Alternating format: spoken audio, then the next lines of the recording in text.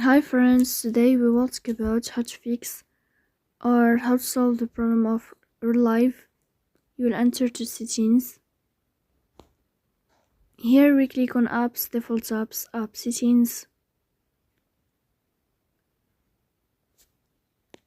In this page, you will go to this application of Relive and you will enter.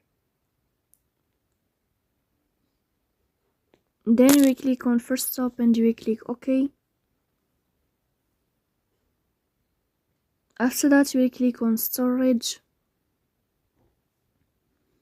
Here we go to clear cache. Then you will turn on your airplane mode and you will turn off your airplane mode again. So please don't forget to support us by like and subscribe. See you next time and thank you for your watching and your attention.